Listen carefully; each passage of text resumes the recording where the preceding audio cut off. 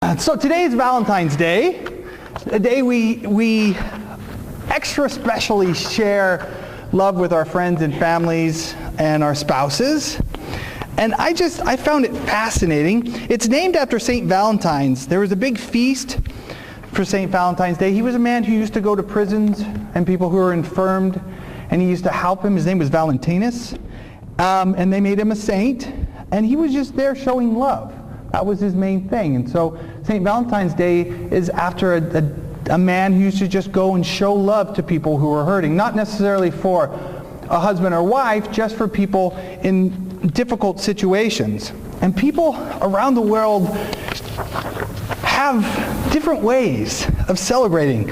In fact, it's interesting. In Japan, it was a marketing gimmick. When they realized the Americans were making a lot of money, they wanted to do something to create Valentines in Japan as well. And the marketer, the advertiser, switched it. And he thought it was for the women to buy the chocolate for the men and not the men buying for the women. He says it was a typo, but in fact, in Japan, the women buy the gifts for the men because the advertising campaign that brought Valentine's to the country got it wrong in its inception, and it stuck.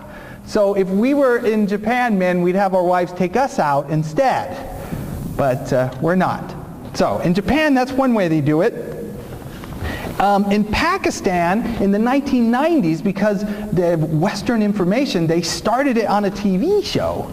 They wanted something. They saw Valentine's in America, and so they brought it to Pakistan by promoting it on their television shows until it caught on. You know, and people say, it's one of those holidays where what? You don't love the person to give them a gift? It kind of makes you feel guilty if you don't do something. So once they promote it, it's like, honey, you don't love me enough to do something for Valentine's? So it's funny, in Pakistan, that's what they do. In Malaysia, they call it, I had it here, Awas Jarat for Valentine's Day.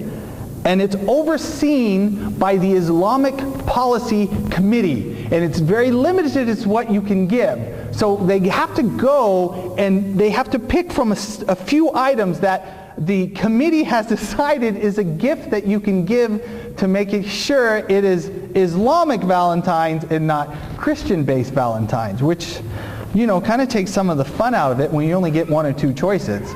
Because it's like, honey, what are you going to get me? Well, the ticket says I can get you choice B. That's what you're going to get. Right. In France, it's St. Valentine Day. In Romania, and this one's interesting, in Romania, they had Valentine's Day.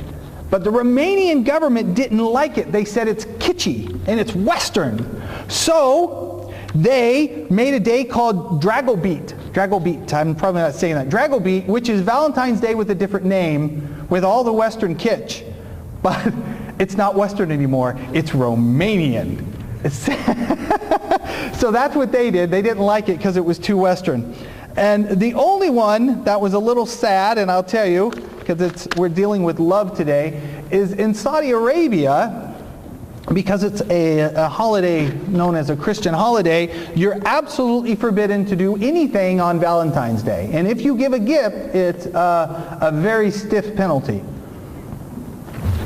A couple years ago, some men got some gifts for their wives, and those two men are now spending 30 years in prison for giving a gift. So that is not the love we're supposed to be celebrating on Valentine's Day.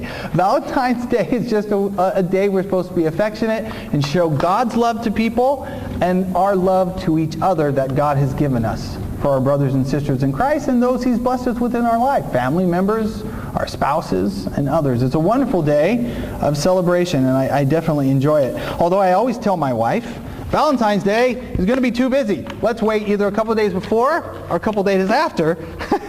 And then we don't have to hit the crowds. Anybody else do that? Anyone else? Yeah, right? It's easier, huh?